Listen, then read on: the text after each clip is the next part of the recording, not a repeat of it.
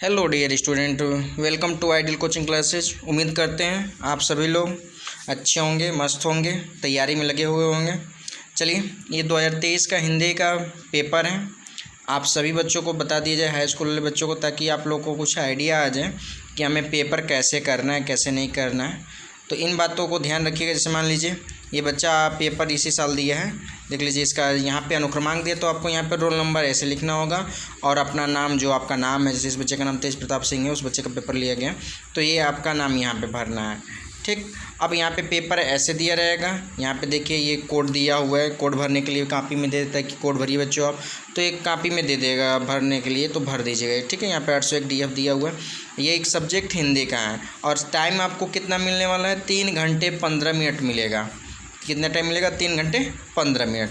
और इसमें पूर्णांक कितने का होगा, 70 नंबर का। मतलब ये पेपर जो होने वाला है आपका 70 नंबर का होने वाला है। तो सबसे पहले देखिए निर्देश दिया हुआ है, तो निर्देश को सबसे पहले हमें पढ़ लेना है।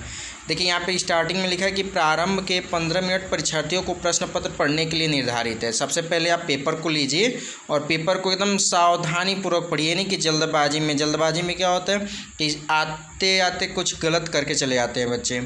यहाँ पे दिया कि प्रश्न पत्र 2 खंड अ तथा खंड ब में विभाजित, मतलब ये जो प्रश्न पत्र है 2 भागों में बांटा गया है। प्रश्न देखिए तीसरा निर्देश करें, प्रश्न पत्र के खंड अ में बहुविकल्पी प्रश्न है, जिसमें सही विकल्प का चयन करके OMR शीट पर नीले अथवा काले बाल पॉइंट पेन से सही विकल्प वाले गोले को पूर्ण रूप से काला करें। जो खंड अ है वो 20 नंबर का OMR है, मतलब ऑब्जेक्टिव टाइप क्वेश्चन है।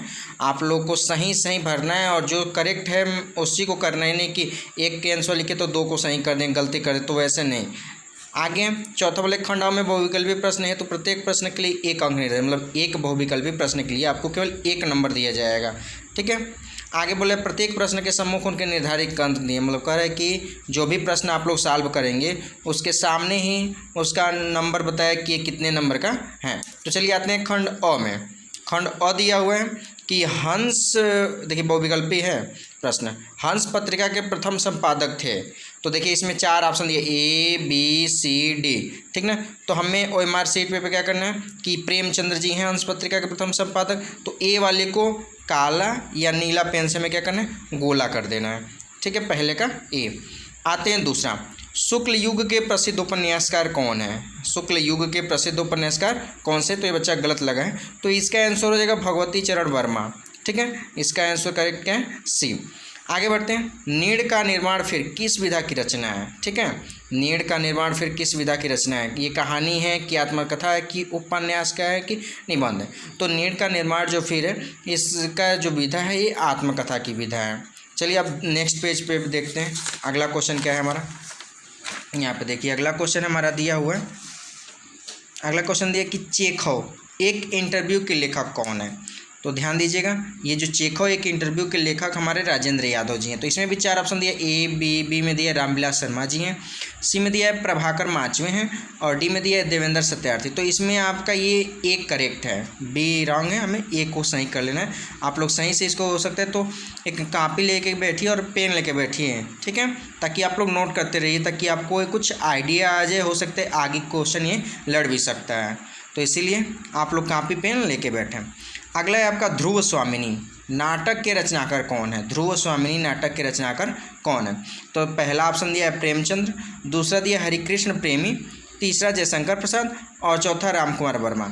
तो इसके जो ध्रुव स्वामिनी नाटक के जो रचनाकार हैं वो जयशंकर प्रसाद जी हैं। ठीक है, तो आपका 5वें का ऑप्शन C सही हो जाएगा। अब आते हैं 6वां नंबर, रीतिकाल की रचना है। तो रीतिकाल की कौन सी है, पहला दिया है रामचरितमानस, दूसरा दिया है प्रिय प्रवास, तीसरा दिया है प्रेम माधुरी, चौथा दिया है रामचंद्रिका। तो रीतिकाल की रचना है आपकी रामचंद्रिका। तो 6 का D को हम क्या करेंगे, बाल पेन से ब्लैक कर देंगे। OMR शीट में इस क्वेश्चन पेपर पे हमें कुछ लिखना और ट्रिक लगाना नहीं होता, इस बात का ध्यान रखिएगा। ठीक है, हमें OMR शीट पे करना है ये आंसर। आगे बोला है 7वां क्वेश्चन की तार सप्ताह का प्रकाशन वर्ष कौन सा है। तो पहला दिया है सन 1919, दूसरा दिया है सन 1943, तीसरा दिया सन 1953, चौथा दिया सन 1942। तो इसका जो तार सप्ताह का प्रकाशन वर्ष है ये सन 1943 है, तो हम इस पर ट्रिक लगा लेंगे। ठीक है, अब नेक्स्ट क्वेश्चन की तरफ चलते हैं। 8वां, लोकायतन के रचनाकार कौन है। तो ये पहला ऑप्शन दिया है सूर्यकांत त्रिपाठी निराला, दूसरा जयशंकर प्रसाद, तीसरा दिया आपका सुमित्रानंद पंत और चौथा दिया महादेवी। तो ये लोकायतन के जो रचनाकार हैं वो सुमित्रानंद पंत जी हैं। तो 8वां का आपका सी होगा।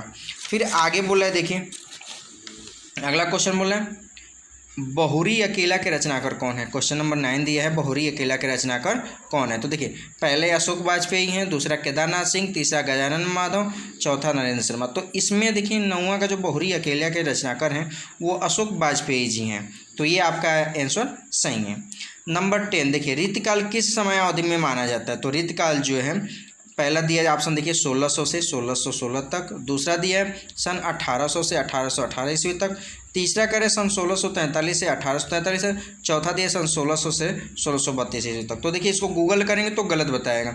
इसका सही आंसर आपका क्या है, सन 1643 से लेके सन 1843 ईस्वी तक है। तो ये ध्यान रखिएगा और ये जितने भी काल हैं उन सब का समय अवधि जरूर याद कर लीजिएगा ताकि आप लोग का एक भी क्वेश्चन छूटने ना पाए। अगला है 11 नंबर। 11 नंबर बोला है हास्य रस का स्थायी भाव क्या होता है। भय होता है कि विस्मय होता है कि उत्साह होता है कि हास होता है। तो सभी को पता है हास्य रस का स्थायी भाव हास होता है। तो इस पे हमारा किस पे चला जाएगा आंसर सही, डी पे, हास सही है। अब अगला क्वेश्चन नंबर 12 दिया कि जहाँ पर उपमेय की किसी उपमान से गुणधर्म के आधार पर समानता की जाए वहाँ पे कौन सा अलंकार होता है। बोला रूपक अलंकार होता है कि उपमा होता है कि उत्प्रेक्षा होता है कि अनुप्रास होता है। तो देखिए ये आपका उत्प्रेक्षा अलंकार होता है। ये 12 का कौन सा ऑप्शन सही हो जाएगा, 12 का सी नंबर ऑप्शन सही हो जाएगा। अब अगले क्वेश्चन पे चलते हैं नंबर 13 पे। अब देखिए 13 कह रहा है कि रोला छंद के प्रत्येक चरण में कितनी मात्राएं होती हैं। रोला छंद के प्रत्येक चरण में कितनी मात्राएं होती हैं। तो देखिए 24 मात्राएं होती हैं। ठीक है, तो आप लोग देखिए पहला दिया 22, दूसरा दिया 24, तीसरा दिया 36, चौथा दिया 12। तो इसमें आपका 13 का बी पे सही कर लीजिएगा। ठीक है, अब आगे आते हैं नंबर 14 पे। अनुग्रह शब्द में प्रयुक्त उपसर्ग क्या है। तो उपसर्ग जब बोलेगा तो आगे का किस शब्द को लगा के पीछे बनाया। तो देखिए अनु इसमें क्या हो जाएगा, उपसर्ग हो जाएगा। तो देखिए अन दिया है, अ दिया, अनु दिया है, ग्रह दिया, तो इसमें आपका अनु सही हो जाएगा। तो 14 का सी आंसर करेक्ट हो जाएगा। अब आते हैं नंबर 15 पे। कह रहे कि आई प्रत्यय जोड़कर कौन सा शब्द। आई मतलब लास्ट में, जैसे लिखाई, पढ़ाई, जमाई, तो आई लास्ट में आना चाहिए। तो पहले दिया महानता, ये नहीं है, दूसरा लिखाई, देखिए आई आ गया इसमें, तो 15 का बी हो जाएगा। तो बी को हम गोला कर देंगे। अब आगे आते हैं नंबर 16 पे। कह रहे कि पंचवटी में कौन सा समास है। तो देखिए आपके हाई स्कूल में 2 ही समास पूछता है, एक द्विगु पूछता है और एक द्वंद्व पूछता है। तो देखिए पंचवटी में कौन से द्विगु समास है और जिसके बीच में डैश है, जैसे मान लीजिए कौन सा के बीच में डैश है, तो ऐसे अगर कोई शब्द दे दिया तो उसके बीच में उसका समास कौन सा हो जाएगा, द्वंद्व। लेकिन यहाँ पे पंचवटी 2 चीज़ों को एक में मिला के दिया तो द्विगु समास है। अब नंबर 17 देखते हैं। सूरज का तत्सम रूप क्या होता है। तो सूरज का तत्सम रूप देखिए सूर्य दिया हुआ है, दिनकर दिया है, सूर्य दिया है कि प्रकाश दिया, तो इसका आंसर आपका ए हो जाएगा, सूर्य होता है। नंबर 18 दिया हुआ है हमारा कि स्वागतम का संधि विच्छेद क्या होता है। स्वागतम का संधि विच्छेद क्या होता है। तो देखिए पहला होगा स्वाधन आगतम, तो ये गलत है, इस बच्चे ने गलत लगाया है। नंबर बी दिया सुधन आगतम, तो इसका हो जाएगा सुधन आगतम ही होगा। 18 का बी करेक्ट आंसर है। ये न सी होगा न डी होगा, आपका कौन सा होगा, बी हो जाएगा। अब आते हैं नंबर 19। फलात शब्द की विभक्ति एवं वचन कौन सा है। तो फलात शब्द जो बोल रहे हैं ये कौन सा विभक्ति है, पंचमी विभक्ति है और वचन इसका एक वचन है। ये आपका 19 का डी सही हो जाएगा। अब आते हैं नंबर 20 पे। हंसत शब्द का पुरुष एवं वचन बताइए। तो हंसत शब्द का जो पुरुष वचन है, तो पुरुष जो है प्रथम पुरुष है और जो वचन है वो एक वचन है। तो ये आपका 20 OMR रहा जो 2023 के बोर्ड में पूछा था और 20 का आंसर पूरा बता दिए गए। और आप लोग क्या कीजिएगा, नोट जरूर कीजिएगा। अब इसके आगे चलते हैं हम लोग लिखने वाले के, तब कहाँ से कैसे पूछेगा ये भी देख लीजिए ताकि आप लोग को कोई दिक्कत ना हो परीक्षा में बैठते समय। अब देखिए वर्णात्मक खंड ब आ गया। कह रहे हैं कि निम्नलिखित गद्यांश पर आधारित दिए गए 3 प्रश्नों के उत्तर दीजिए। तो ऐसे आपका गद्यांश दिया रहेगा और गद्यांश के नीचे आपका क्या दिया रहेगा, क्वेश्चन 3 दिया रहेगा। देखिए करें उपयुक्त गद्यांश के पाठ और लेखक का नाम लिखिए। तो हमें सबसे पहले इसको देखना है कि कैसे, पहले पढ़ लीजिए। दूसरी बात जो इस संबंध में विचारणीय है, बता रहा है कि जो दूसरी बात जो इस संबंध में विचारणीय है वह यह है कि संस्कृत अथवा सामूहिक चेतना से हमारे देश का प्राण है। फिर बोल रहा है इसी नैतिक चेतना के सूत्र से हमारे नगर, ग्राम, हमारे प्रदेश और संप्रदाय विभिन्न विभिन्न धर्मों और जातियाँ आपस में बंधी हुई हैं। तो इसको देखिए। फिर बोला जहाँ उनमें और सब तरह की विभिन्नताएँ हैं वहाँ उन सब में एकता भी है। इसी बात को ठीक तरह से पहचान लेने से बापू ने जनसाधारण को बुद्धिजीवी के नेतृत्व में क्रांति करने के लिए तत्पर करने के लिए इसी नैतिक चेतना का सहारा लिया। तो अब संस्कृति से हमें मालूम चल जाए कि ये लेसन का नाम क्या है। सबसे बोला है कि उपयुक्त गद्यांश के पाठ और लेखक का नाम लिखिए। तो देखिए ये जो पाठ का नाम हमारा हो जाएगा भारतीय संस्कृत है, और जो लेखक हैं इसके डॉक्टर राजेंद्र प्रसाद जी हैं। अब गद्यांश के रेखांकित अंश की व्याख्या करना है, तो व्याख्या का एक वीडियो बनाएंगे, उसमें हर लेसन का व्याख्या डाला जाएगा, तो उस वीडियो को आप लोग देख लीजिएगा। आगे बोले बापू ने क्रांति करने के लिए किसका सहारा लिया था, तो यहाँ पे साफ साफ लिखा है कि बापू ने क्रांति के लिए नैतिक चेतना का सहारा लिया था। तो ऐसे ही करना है आपको। फिर यहाँ पे दिया अथवा। अथवा का मतलब चाहे इस क्वेश्चन को कीजिए चाहे नीचे वाले को कीजिए, मतलब दोनों में से कोई एक ही करना है आपको। तो कह रहे हैं मैं ब्राह्मणी हूँ, मुझे तो अपने धर्म अतिथि देव की उपासना का पालन करना चाहिए, परंतु यहाँ नहीं सभ्य धर्मी दया के पात्र नहीं, परंतु यह दया तो नहीं कर्तव्य करना है तब। मुगल अपनी तलवार टेक कर उठ खड़ा हुआ। ममता ने कहा क्या आश्चर्य कि तुम भी छल करो, ठहरो छल नहीं तब नहीं स्त्री जाता हूँ, तैमूर वंश का वंशधर स्त्री से चल कर जाता हूँ, भाग्य का खेल। अब इसके भी पाठ का और लेखक का नाम लिखना है हमें, तो कैसे लिखेंगे, इसके लेखक कौन है, ममता,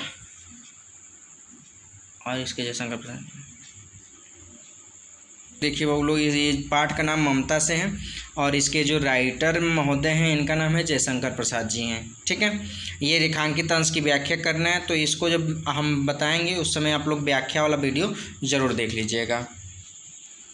अब अगला देखिए, अगला 22 नंबर बोला है कि निम्नलिखित पद्यांश पर आधारित दिए गए 3 प्रश्नों के उत्तर दीजिए। तो पहले देखिए करेंगे, सहे वार पर वार अंत तक लड़ी वीर बाला सी, आहुति सी गिर चढ़ी चिता पर चमक उठी ज्वाला सी, बढ़ जाता है मान वीर का रण में बलि होने से, मूल्यवती सोने की भस्म थया सो। तो उपयुक्त पद्यांश का संदर्भ लिखना है। तो संदर्भ हमें क्या करना है कि प्रस्तुत काव्य पंक्तियाँ हमारी पाठ्य पुस्तक हिंदी काव्य खंड में संकलित सुभद्रा कुमारी चौहान की कविता झांसी की रानी के समाज से अवतरित है। तो ये हमारा हो गया संदर्भ। अब रेखांकित अंश की व्याख्या करना है। तो देखिए जिसके नीचे अंडरलाइन किया, देखिए रेखा खींचा है, इसी का व्याख्या करना है हमें। ठीक है, तो व्याख्या वाला वीडियो अभी बताएंगे तो ज़्यादा लंबा हो जाएगा वीडियो, तो इसीलिए सबका अलग होगा वीडियो बनाया जाएगा। ऐसे ही अगला देखिए, इसमें भी 2 दिया, जैसे गद्यांश में 2 दिया था, ऊपर वाला कीजिए या नीचे वाला, ऐसे इसमें भी आपका दिया हुआ है, या तो इसको कीजिए या तो इसको कीजिए। तो हमें दोनों में से कोई एक ही करना है। जैसे इसमें संदर्भ प्रसंग तो सबका बताया जाएगा। अब अगला क्वेश्चन, ये 22 नंबर क्वेश्चन था। अब आगे चलते हैं 23 नंबर पे। 23 नंबर में संस्कृत का क्वेश्चन देगा कि जैसे दिया है कि उनके संस्कृत गद्य अवतरण में से किसी एक का अवतरण का संदर्भ सहित हिंदी में अनुवाद कीजिए। तो देखिए संदर्भ इसका लिखना है। ठीक है, चतुर्थ ग्रामीण के बारे में बता रहे हैं, तो 2 नंबर संदर्भ पे मिलेगा और 3 नंबर आपका व्याख्या पे, इसका अनुवाद जब करेंगे हिंदी में तो उस पर मिलेगा। तो ये इसमें भी 2 दिया है, या इसको कीजिए या इसको कीजिए, वाराणसी वाला कीजिए या इसको, जो आपको आए उसको करना है। ठीक है, संस्कृत का भी सारा लेसन का हम क्या करेंगे, अर्थ और संदर्भ लिख के वीडियो अपलोड कर देंगे। ये हो गया आपका नंबर 23। नंबर 24 देखिए क्या करें कि निम्नलिखित संस्कृत पद्यांशों में से किसी एक पद्यांश का संदर्भ सहित हिंदी में क्या कीजिए, अनुवाद करना है। तो देखिए इसमें पद दिया है क्या आपका, श्लोक जैसे उत्तरम यतम समुद्रस्य हिमद्रस्य दक्षिणम वर्ष तद भारतम नाम भारती यत्र संतति, या इसका आपका संदर्भ सहित अनुवाद करना है, या अथवा दिया है माता गुरुतरा भूमे खात पितोस्त्रा मन शीघ्रतम वाता चिंता बहुतरी तृणात्। ठीक है, इन दोनों में से किसी एक पद्यांश का क्या करना है, संदर्भ सहित हिंदी में अनुवाद करना है। अब आगे आते हैं कि स्वपठित खंडकाव्य के आधार पर निम्नलिखित प्रश्नों में से किसी एक प्रश्न का उत्तर दीजिए। तो दिया है मुक्ति दूत खंडकाव्य की कथा व संक्षेप में लिखिए। जैसे इसमें क्या है, जिला का नाम जैसे मान लीजिए देवरिया जिला में है जो, तो मेवाड़ मुकुट पूछता है, तो हर लोग जैसे किताब में अपने पूछ लेगा, अपने टीचर लोग से पूछ लेंगे सर हमारे यहाँ, जैसे आप किसी भी जिला से हो सकते हैं उत्तर प्रदेश के, तो जिस जिले से हो सकते हैं तो आप लोग अपने हिंदी के टीचर से पूछ लेंगे सर यहाँ पर, जैसे हम लोग देवरिया जिले के, तो देवरिया जिला में हमारा क्या होगा, मेवाड़ मुकुट लिखना होता है। ठीक है, तो अब अगला चलते हैं। इसके बाद हमारा नंबर क्वेश्चन 26 आता है करके निम्नलिखित लेखों में से किसी एक का जीवन परिचय देते हुए उनकी एक प्रमुख रचना का नाम लिखिए। तो देखिए निम्नलिखित लेखों में से किसी एक का जीवन परिचय देना है और उनकी एक प्रमुख रचना का उल्लेख करना है। तो जीवन परिचय पे आपको मिलेगा 3 नंबर और उनकी एक प्रमुख रचना का उल्लेख कर देंगे तो 2 नंबर, 5 नंबर का। देखिए जयशंकर प्रसाद, भगवत शरण उपाध्याय, आचार्य रामचंद्र शुक्ल, तो इन तीनों लोगों में से किसी एक का लिखना है। तो हमने क्या किया है, वीडियो अपलोड कर दिया जयशंकर प्रसाद जी का भी और आचार्य रामचंद्र शुक्ल का। तो आप लोग इसके पहले वाले वीडियो को देखिए और जैसे बताया गया वैसे ही लिखिएगा, ज़्यादा बड़ा नहीं है, एकदम शॉर्ट मेथड में। अब अगला आते हैं, वो तो लेखकों में था। अब 10 का ख देखिए, वो 5 नंबर का वो था, निम्नलिखित कवियों में से किसी एक का जीवन परिचय देते हुए उनकी एक प्रमुख रचना का उल्लेख कीजिए। तो तुलसीदास, बिहारी लाल, मैथिली शरण गुप्त। तो इसमें 3 लोग हैं, तो इसमें हमें क्या करना है, इसमें भी जब एक जीवन परिचय लिखेंगे तो 3 नंबर का, और उनकी एक रचना लिख देंगे तो 2, 3 2 कितना हो जाएगा, 5 नंबर। तो मैंने वीडियो अपलोड कर दिए हैं, तो आप लोग जाके उसको नोट बनाते रहिए ताकि आपका हिंदी का पेपर, इंग्लिश का पेपर, सभी चीज़ का पेपर आप लोग का अच्छे से जाए। अब अगला क्वेश्चन चलते हैं, देखते हैं कौन सा है। आइए, ये कह रहा है हमारा 27 नंबर, ध्यान से देखिएगा। 27 नंबर क्वेश्चन क्या बोल रहा है हमारा, कि अपनी पाठ्य पुस्तक में से कंठस्थ कोई एक श्लोक लिखिए जो इस प्रश्न पत्र में ना आया हो। देखिए यहीं पे बच्चे बहुत सारी गलतियां करते हैं। वो क्या करते हैं, जैसे देखिए यहाँ पे अभी हमने दिखाया है, इसको क्या करना है, देखिए यहाँ पे दिया है ना, तो कुछ बच्चे क्या करते हैं, चलिए इसी में से इसी श्लोक को उठा के लिख देते हैं। तो नहीं वो ऐसी गलती मत कीजिएगा आप लोग। अगर ऐसी गलती कर दिए तो समझिए एक भी नंबर नहीं मिलेगा। कितने नंबर का है आपको देख लीजिए, यहाँ पे 2 नंबर दिया हुआ है कि आपको 2 नंबर मिलेंगे, तो अगर इसमें से लिख देंगे तो एक भी नंबर नहीं मिलेगा। तो ऐसा कीजिएगा कि आप 3-4 श्लोक याद करके आइएगा, उसमें से देख लीजिए कौन सा नहीं है उसी को लिखिएगा। हमने वीडियो अपलोड कर दिया श्लोक का छोटा छोटा, तो आप लोग उसमें देख लीजिएगा। और नंबर 28 क्वेश्चन बोल रहा है कि निम्नलिखित में से किन्हीं 2 प्रश्नों के उत्तर दीजिए। तो ये देखिए 2 क्वेश्चन का उत्तर देंगे तो 2 2 4 नंबर मिलेगा आपका, 1 क्वेश्चन का उत्तर देंगे तो 2 नंबर का है। तो करें अलछेंद्र आसित, ये प्रश्न है, इसका अगर उत्तर आता है तो आप दे दीजिए। इन सब का वीडियो हम अपलोड कर देंगे, ठीक है, आप लोग टेंशन ना लीजिए, और आप लोग याद करिएगा और लिख लीजिएगा। फिर ये ऐसे इतना सारा क्वेश्चन है, इसमें से हमें क्या करना है, केवल 2 प्रश्नों का उत्तर देना। अब नंबर 29 लास्ट क्वेश्चन है आपका, कि निम्नलिखित विषयों में से किसी एक विषय पर निबंध लिखें। मतलब इतना दिया हुआ है हमें, केवल एक विषय, जीवन में विज्ञान का महत्व पे लिख दीजिए, या विद्यार्थी और अनुशासन पे लिख दिए, वनों से लाभ लिख दीजिए, देश प्रेम के बारे में लिखिए, आतंकवाद कारण और निवारण। तो इस प्रकार से आपका ये जो हिंदी का पेपर था 2023 का, देखिए ये 2023 का पेपर जो था, तो आप लोग ध्यान दीजिएगा। देखिए इस बच्चे ने हम लोग के द्वारा कोचिंग पढ़ा था तो 73% नंबर हासिल किया था। आप लोग भी कोशिश करेंगे तो अच्छा खासा ला सकते हैं। तो ये रहा वीडियो आप लोग का, और चैनल को लाइक शेयर सब्सक्राइब जरूर करें ताकि आप लोग की संपूर्ण तैयारी यहीं पे कराई जाएगी। ठीक है, देखने के लिए थैंक्स। फिर मिलते हैं अगले वीडियो में।